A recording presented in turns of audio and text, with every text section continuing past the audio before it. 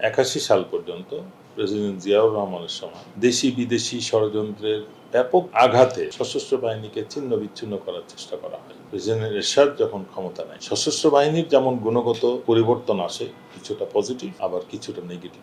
২০০৯ সালে যখন বিডিআর হত্যা হয়, সশস্ত্র বাহিনীর মতো একটা বাহিনী প্রথমবারের মতো বাংলাদেশের ইতিহাসে নীরব ভূমিকা পালন করে। আমার একটা বিষয় আমরা বিবেচনা করতে পারি, সশস্ত্র বাহিনীর গ্রহণযোগ্যতা। আমরা যদি ৭২ থেকে ৭৫ হিসাব করি, সশস্ত্র বাহিনী অনেক ডিসঅর্গানাইজ ছিল সাংগঠনিকভাবে। বিভিন্ন রকম আর্থিক সংকট, স্থান সংকুলন, জনবলের অভাব, অস্ত্রের অভাব, সবকিছু মিলিয়ে। কিন্তু তখন যে বাহিনীর যে কয়জনই সদস্য থাকুক, তারা দেশপ্রেমিক ছিল, তারা সৎ ছিল, সাহসী ছিল এবং পেশাগত জ্ঞান সম্পন্ন ছিল। এবং বেশিরভাগই যারা রিপ্যাট্রিয়েট হয়ে এসেছিল, তারা দেশ সম্পর্কে, স্বাধীনতা সার্বভৌমত্ব সম্পর্কে একটা স্পষ্ট ধারণা রাখত, যার পরিপ্রেক্ষিতে ৭২ থেকে ৭৫ মাত্র ৩ বছরের মধ্যেই কিন্তু সশস্ত্র বাহিনী বা দেশের জনগণের মনোভাবের পরিপ্রেক্ষিতে তারা পরিবর্তনে অংশগ্রহণ করে এবং জনগণ সেটা স্বতঃস্ফূর্তভাবে মেনে নিয়েছিল। পরবর্তীতে আমরা যদি খেয়াল করি, ৮১ সাল পর্যন্ত প্রেসিডেন্ট জিয়াউর রহমানের সময় দেশি বিদেশি ষড়যন্ত্রের ব্যাপক আঘাতে সশস্ত্র বাহিনীকে ছিন্ন বিচ্ছিন্ন করার চেষ্টা করা হয় এবং আমরা অনেক যোগ্য এবং সাহসী সৎ মিলিটারি অফিসারদেরকে হারাই বিভিন্ন রকম চক্রান্ত এবং ষড়যন্ত্রের কারণে। এবং এই আঘাতের কারণে সশস্ত্র বাহিনীর এই মনোবল বলি, সাহস বলি, সততা বলি, দেশপ্রেম বলি, এদের এই অংশে একটা ঘাটতি দেখা যায়, যার ফলে প্রায় ৮১ পর থেকে প্রেসিডেন্ট এরশাদ যখন ক্ষমতা নেয়, সশস্ত্র বাহিনীর যেমন গুণগত পরিবর্তন আসে, কিছুটা পজিটিভ আবার কিছুটা নেগেটিভ।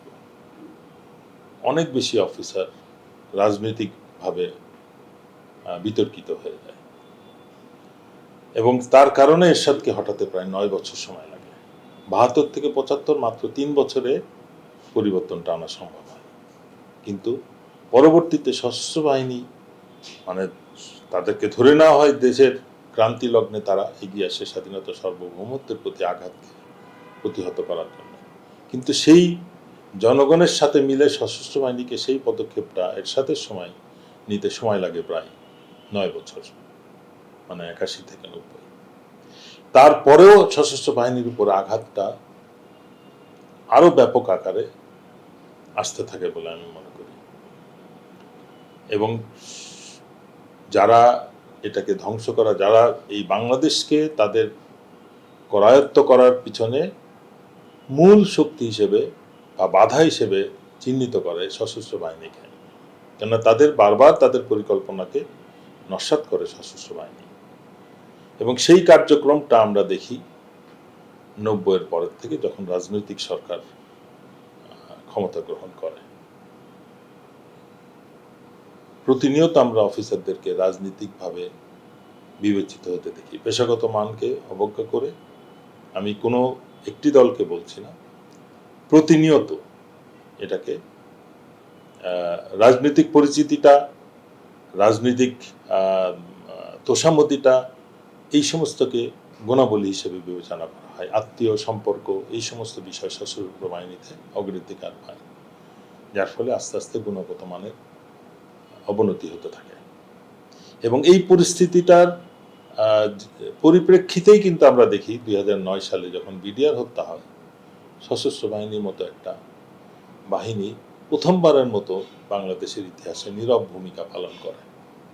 কেননা এই ৯০ থেকে ২০০৯ এর মধ্যেও তত্ত্বাবধায়ক সরকার এবং মিলিটারি ব্যাকড গভর্নমেন্ট যেটা বলা হয়, মঈনুদ্দিন ফখরুদ্দিনের সরকার, এই সময়টাতেও সশস্ত্র বাহিনী ব্যাপকভাবে দুর্নীতি এবং রাষ্ট্রবিরোধী কার্যক্রমে জড়িত হয়ে যায় সিনিয়র লেভেলের অফিসাররা, এবং সেটা কে বলা যায় কফিনের শেষ পেরেক মারাটা হয় বিডিআর হত্যাকাণ্ডের মাধ্যমে, যেখানে আমরা স্পষ্টভাবে বুঝতে পারি যে এই কার্যক্রমটা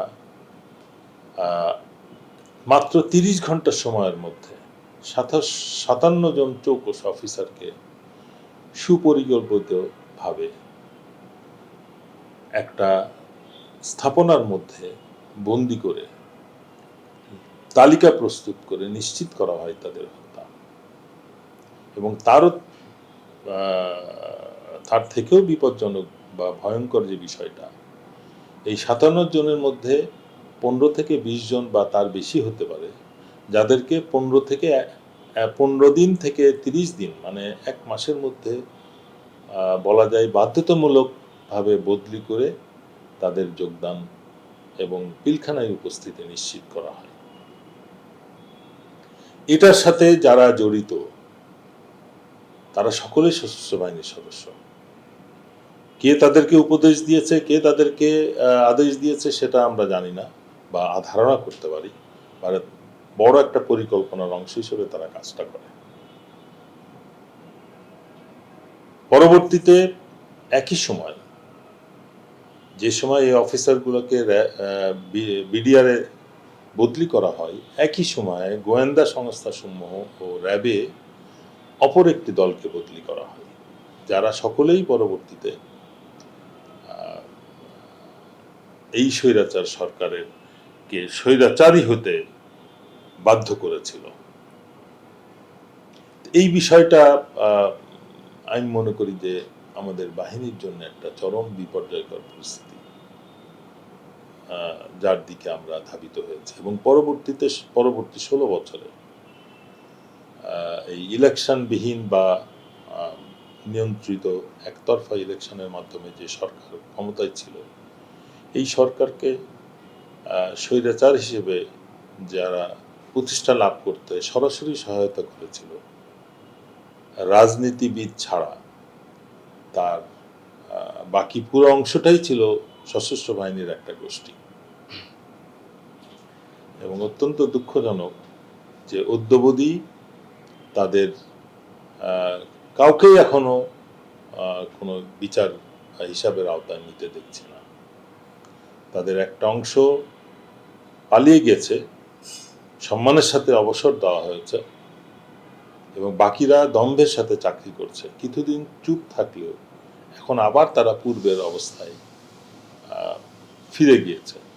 এবং সেই স্বৈরাচার বিরোধী শক্তি, বিশেষ করে যারা অবসরপ্রাপ্ত সশস্ত্র বাহিনী, যারা গত আগস্ট আন্দোলনের শেষ মুহূর্তের চূড়ান্ত সফলতায় যাদের বিশেষ অবদান ছিল, তাদের মধ্যে থেকে বেছে বেছে তাদেরকে শাস্তির আওতায় নিয়ে আসছে।